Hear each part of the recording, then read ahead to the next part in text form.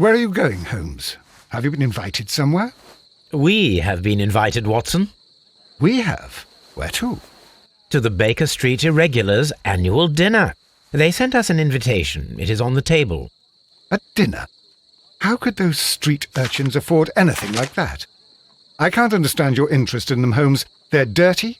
They wouldn't hesitate to steal your wallet. Watson, you should be excited. It is a secret dinner. Its location changes every year. Read the menu. Sounds mouth-watering. All right. We, the secret police of Baker Street, invite you, Sherlock Holmes, and Dr. Watson to our annual dinner. Menu, entree, frozen rat head salad. Is this a joke? Not at all. Pray continue. Main course, sow's udder in Danny Nutcracker's way. Sounds disgusting, Holmes. Hedgehog goulash. Street turnips in homemade juice. And it goes on. I can hear them on the stairs now. Oh, we can't go there. We can't eat that. Watson, you'll hurt the feelings of those poor children. We have to go. Oh, Mr. Holmes. It is fine, Mrs. Hudson. Mr. Holmes! Wiggins, Dr. Watson is getting ready. He will be delighted to join us. You don't look well, my young man. Is there something wrong? Don't tell me the dinner is cancelled. Mr. Holmes, it's my brother Leighton. He's in a prison cell. They say he's killed 2 men. You have to help us, Mr. Holmes, 'cause I know he didn't do it. Where is he now? From what I've heard, they took him to the yard and they gave him a good beating already. You know what they're like. They'll hang him. They won't look any further. Holmes, we have to help him. Well, and forget about the dinner. Wiggins, I'll take the case. You're fantastic, Mr. Holmes. I'll be waiting for you at the crime scene. You'll be there, right? It's on Half Moon Street in Whitechapel. Very well.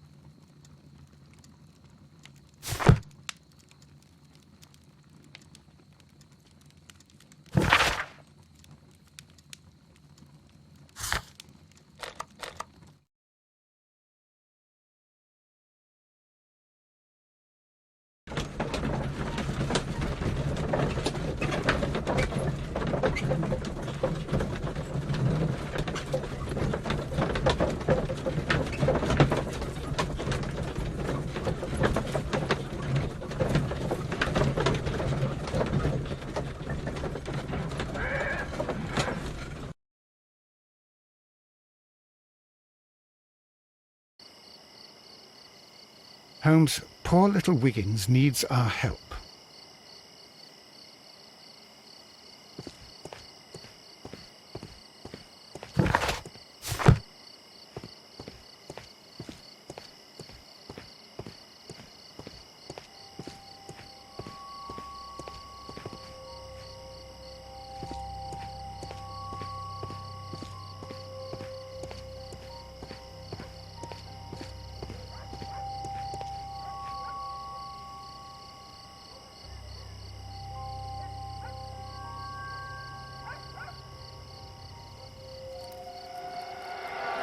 Please, gentlemen, leave the scene now. Oh, Mr. Holmes, is that you? Good evening, Constable... Constable Marrow. I was here with Inspector Aberline during the Ripper case, Mr. Holmes, back in '88. But then this is nothing like that case. With this one, we've got the murderer, the weapon, and the statements, which speak for themselves. Of course, Marrow. But you know that appearances can sometimes be deceiving. Who were the victims? The two men here, both shot. The stabbed fellow was Brian Vercotti, a well-known ruffian. The other, Kenneth Butler, a jeweller by trade. You spoke of statements. You have witnesses? Well, I was there, so I gave my own statement. And then there were two other witnesses who said they saw the killer Chapman. Mr. Turner, a gentleman who lives in that flat over there, and Polly Powell, a flower seller who was over at the far side of the street. So, Constable Marrow, I should be delighted to hear your testimony. I was standing at the north side of Half Moon Street. That was the side that you came from. But you would have been unable to observe this part of the street, where we are standing now. That is correct. But I saw the two victims slowly enter Half Moon Street, and then shortly after, the fireworks started. A few minutes after that, the fellow Chapman rushed towards me and ran into Half Moon Street. Please continue. I didn't pay attention, but suddenly I heard a woman's cries and police whistles on the other side of Half Moon Street. I rushed over there and I saw the two dead bodies on the ground. When I reached Whitechapel Street, I saw Leighton Chapman. He'd been caught by two police constables. Did you hear the shots? I didn't hear any shots. The fireworks were all over the sky. They were so loud I couldn't hear anything else. What were the fireworks in honour of, Constable? Well, today's Queen Victoria's birthday, Mr. Holmes. Yes, I appear to have lost track of the days. It is May now, of course. Constable Marrow, what else caught your attention while you were running through Half Moon Street? I saw nothing but rats, and I took the time to light every corner with my lamp. Did you happen to look up at Mr. Turner's window when you were on Half Moon Street at that time? Yes, I saw that the window was open, but no one was there. It was dark in the room. Constable, your statements have been of great value to me. A fairly long pole with a forked end.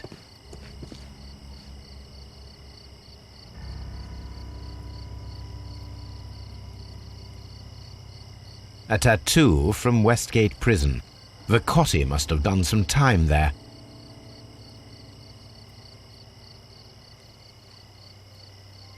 He tried to stop the bleeding with his hand. Death was not instant.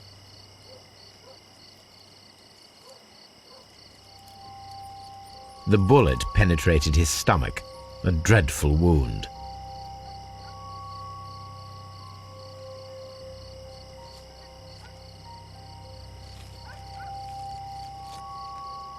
Brian Vercotti suffered greatly. What a terrible way to die.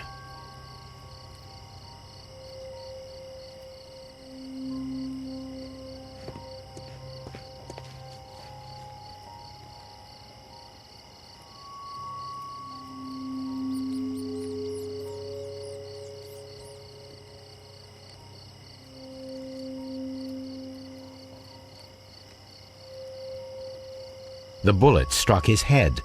This man didn't stand a chance.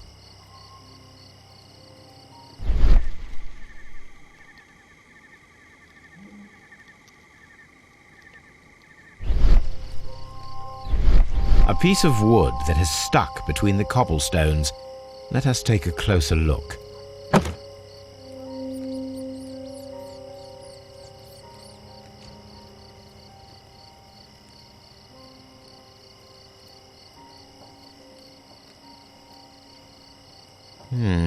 This shard of wood is quite new.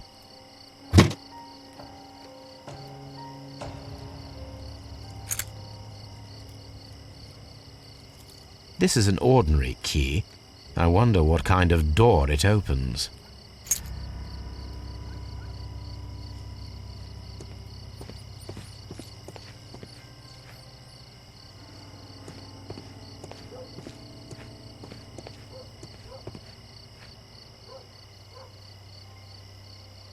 Good evening, Mr. Turner. I heard Constable Marrow reply to you as Mr. Holmes. Are you that detective gentleman? I've heard of you. And, well, I know things about this evening. Excellent. Might we hear your story? Could you tell us everything that you may have seen or heard? I was already in bed when the fireworks started. A few moments after, I clearly heard 2 gunshots from outside. Please continue. I quickly got up and I grabbed the lamp from my nightstand and I rushed towards the window. I looked down and I saw 2 bodies. And there was a man with a gun who was standing nearby.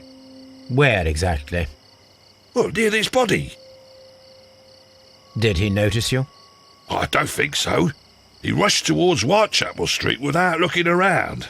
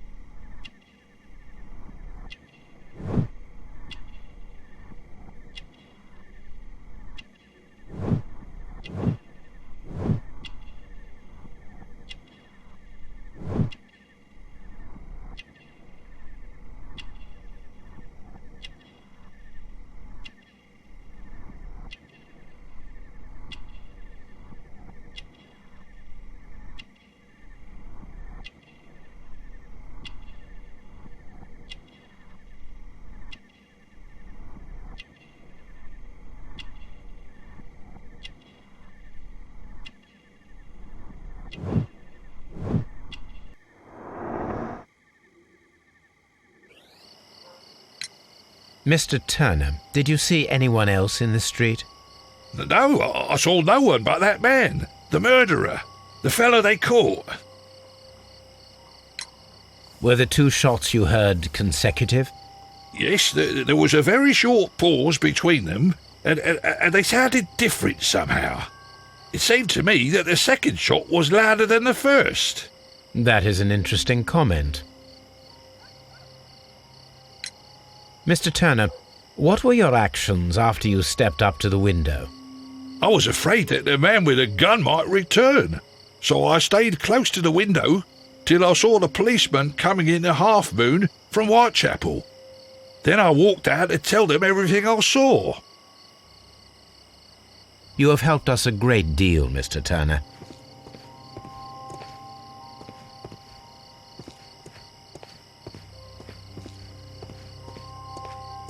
I'll do anything to save my brother, Mr. Holmes.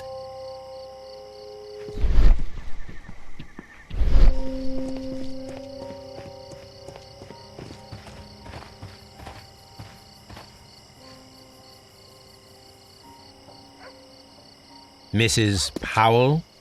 What do you want? My name is Sherlock Holmes. I'm assisting the police with their investigation of the crime that took place this evening. Well, I've already gave my testimony, but very well.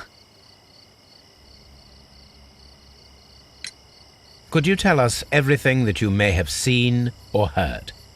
Yes.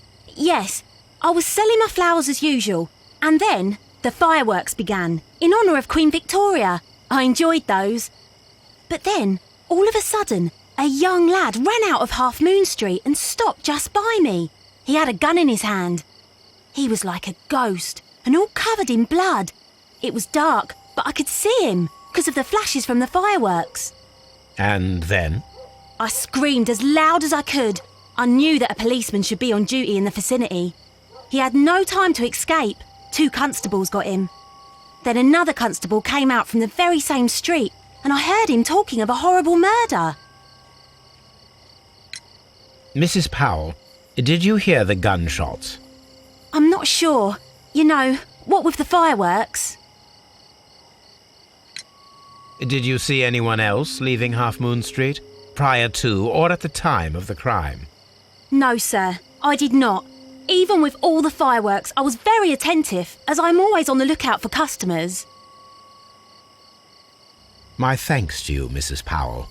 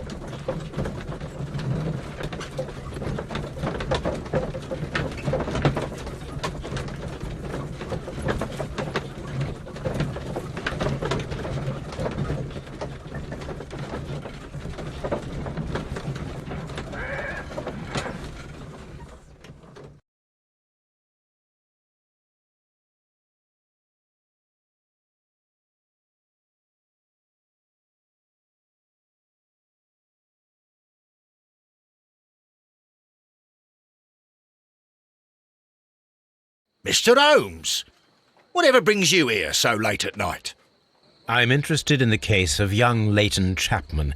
He was arrested earlier this evening and accused of a double murder. I beg your pardon? That case is quite clear to the police. Or are there any new facts that we don't know about? Who knows, Inspector? Look, you are free to investigate, of course, Mr. Holmes. Chapman was arrested with a revolver in his possession, which you can find in the evidence room. The suspect himself is in custody. Did you find anything else on his person? A few personal belongings. Nothing particular, Mr. Holmes. Thank you, Lestrade.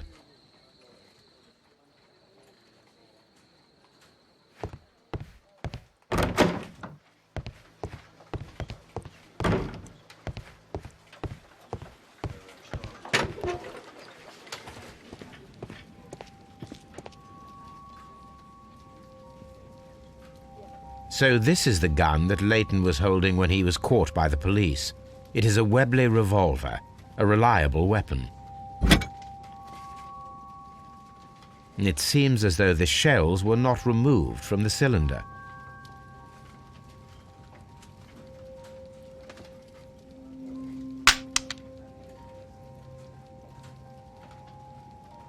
Two out of the 6 shells have been fired. There were 2 shots.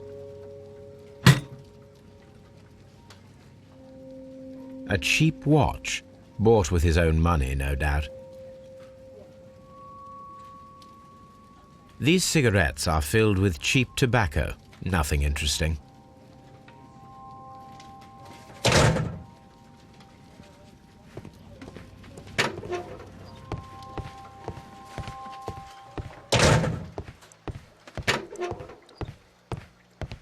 Please escort this suspect for interrogation.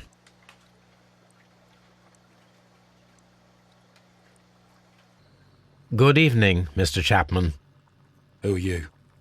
I've got nothing to say. It's all a mistake. Calm down, Leighton. I have come here to help you.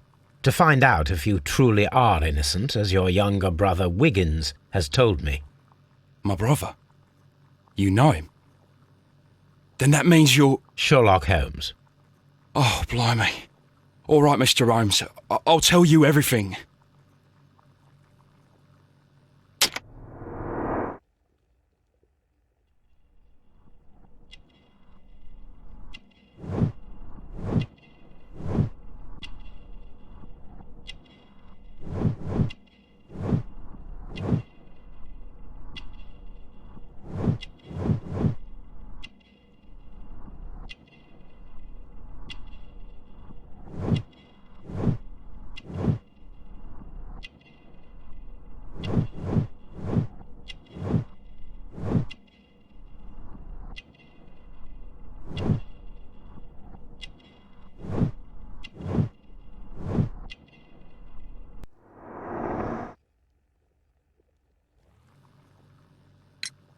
Good. Tell me your account of what happened. I left my work and I hurried up to see the fireworks in Whitechapel. I was late, so I decided to cut through Half Moon Street. I saw the first fireworks light up in the sky. I bumped into a constable on a corner before entering Half Moon. Then suddenly, what with all the firework flare, I saw 2 men. They were both lying flat in the middle of the street. I stopped where I was. I thought about turning back to the police, but as I was thinking of that, I saw a third person. He was leaning over the body that was furthest from me. The second I saw him, he raised his head and he stared at me. In a flash, I saw his gun, but he made a dash for it instead and he escaped through Whitechapel Street. So you might still have had time to return to the constable. I panicked. I didn't know what to do. Anyway, I approached the bodies just to see if they were still alive. I saw that one had blood pumping out of his stomach. He was dying. It was horrible. The second one was already dead. He had a hole in his head. He was holding a gun in his hand, though. I took it, and then I followed the third man. Interesting. Pray, continue. I turned a corner, and I saw the man standing in the middle of the street. He seemed to be in some sort of panic. And then, Mr. Holmes, something strange happened. I told the police and they laughed at what I said, but I swear to you, my words are true. I started running towards him. But then I was blinded by a flash. It was so bright that I hardly saw anything for a good dozen seconds. But I kept running forward. As I arrived in Whitechapel, I heard a woman screaming. And then I was caught by the police. But there wasn't a trace of that man. Of course, then they found a gun and all that blood. I couldn't see the murderer escaping and all that mess. Perhaps I was still half-blinded at that moment. A thrilling account, my young man. Leighton, are you able to describe the person whom you saw standing in Half Moon Street? Well, I wasn't able to see his face at all. It was too dark, and he was too far away. I could see his silhouette. And what about that? Nothing so special. He was wearing a jacket. He was quite average in size and his weight. I see. Was there anything else that struck you at the time? No. But perhaps it's strange, but I can't remember the sound of his footsteps as he was running away. Perhaps it was because of the fireworks or the surprise of me seeing him.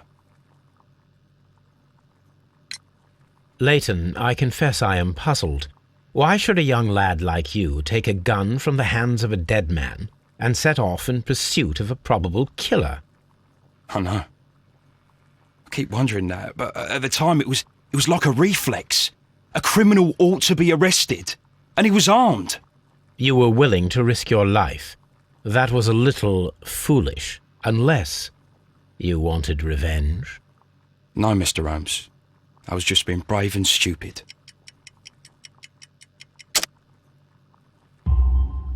I'm sure that you were, but I believe that you may have recognized one of the victims, Brian Vercotti. You knew that gentleman well, did you not? However could you know that? You have a typical tattoo of the Westgate Brotherhood upon your hand. I observed exactly the same mark upon Mr. Vercotti. You came to know him from your sharing a past prison sentence. Am I correct, Mr. Chapman? Oh, God. You're right, Mr. Holmes. Would you tell me a little about Brian Vercotti? We were convicted for a robbery. Once in prison, both of us joined one of these fraternities. During that year, we tried to help each other out, you know? You were quite young then, I believe. Yes, Mr. Holmes, we were. We'd only stolen a pound of meat. After we were released and when I saw what my little brother had become, I decided to work towards living an honest life. And Vercotti? He had a hard time. His sister had died in a Whitechapel dispensary while he was in prison. He had no family anymore. Our paths split. He fell back into crime. So you lost him? Yes. And for around 2 years, I heard no news of him at all. We shall see you soon, young man.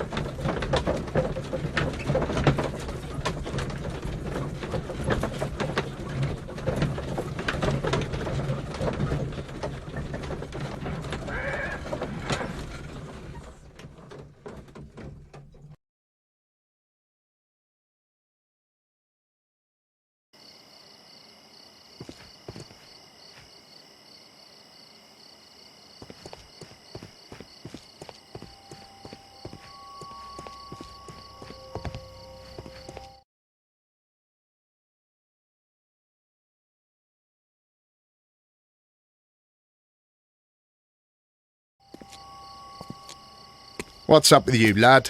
What are you waiting for? I'm waiting for my brother to be released. Your brother? The one that you caught, beat up and imprisoned. Ah, the murderer. He ain't killed no one, copper. Watch your mouth, lad, else you'll be joining that worthless brother of yours.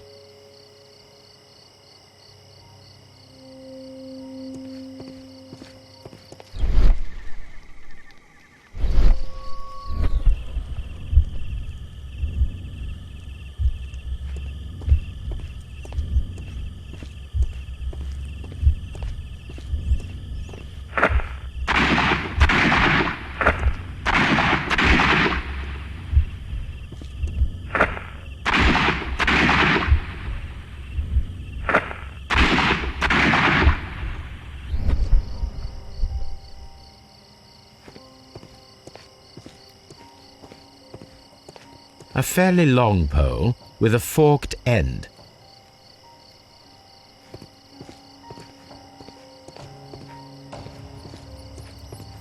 It would be my pleasure to assist you with your investigation, Mr. Holmes.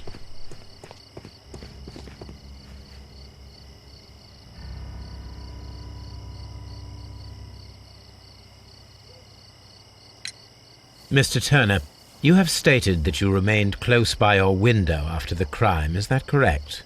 Oh, yes, Mr. Holmes. I stayed at my window until the policeman arrived to examine the dead bodies.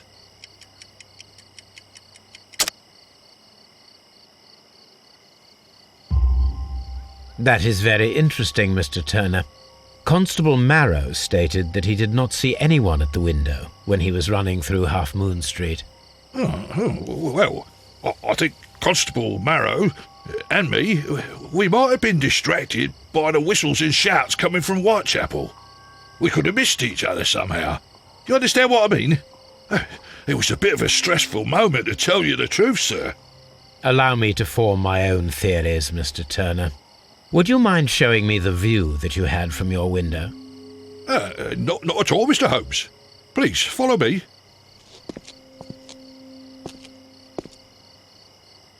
Mr. Turner appears to live very modestly. This fire is dying out. It was last tended to over an hour ago.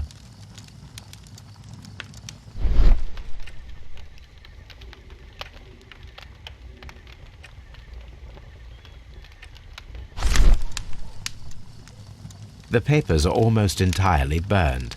I am unable to see what's written here.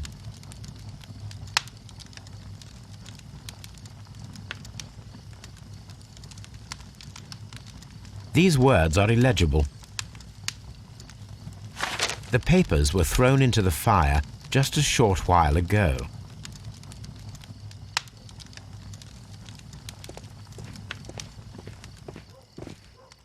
Mr. Turner was roused from his bed by the sound of gunshots.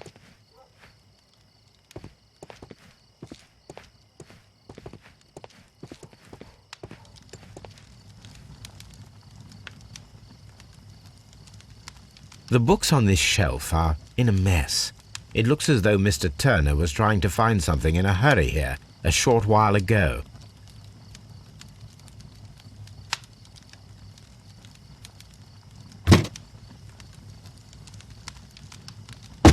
A perfect match. So, Mr. Turner broke his stick when it became stuck between the cobblestones. He did not mention that he was so near to the victims.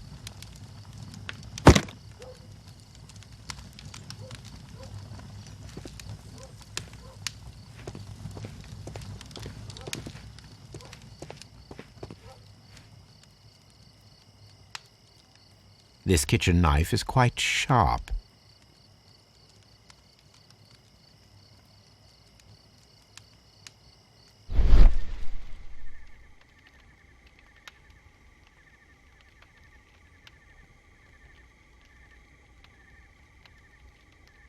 There are pieces of shredded paper scattered over the table.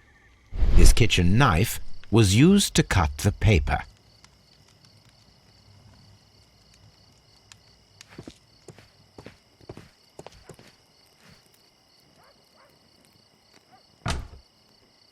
so. That's the view Mr. Turner had when he opened the window. The dead body of Kenneth Butler. Brian Vercotti's contorted corpse.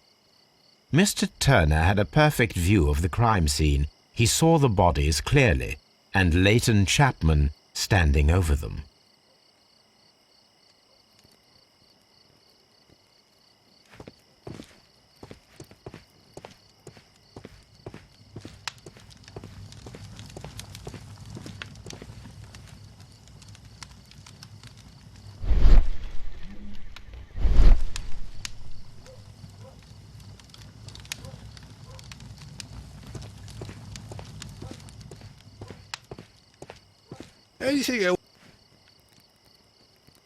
Anything else you would like to know, Mr. Holmes?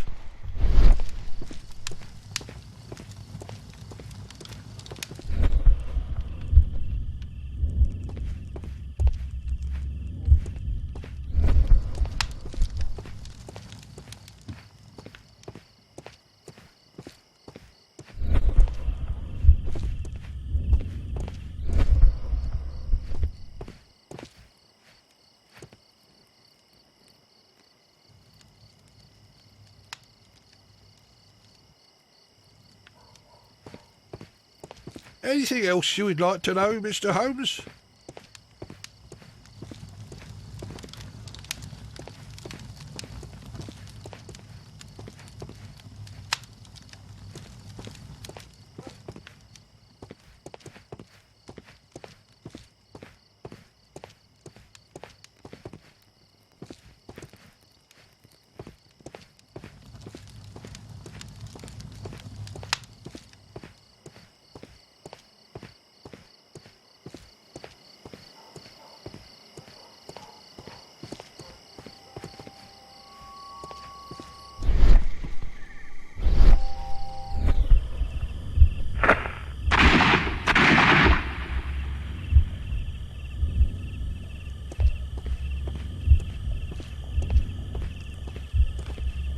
A fairly long pole with a forked end.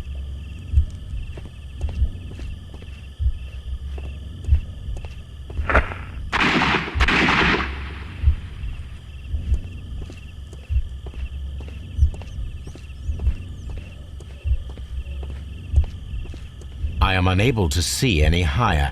I need to find something to lift my lamp.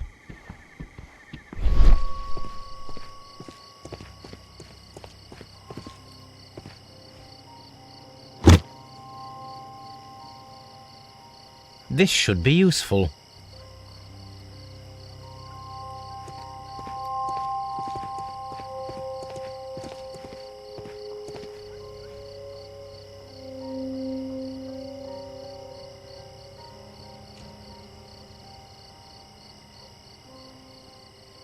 Nothing interesting here.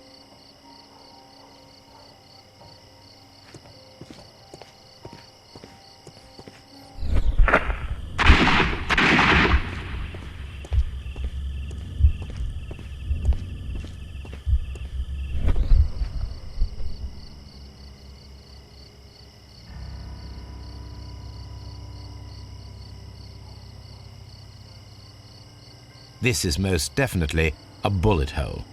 The brick cracks are fresh.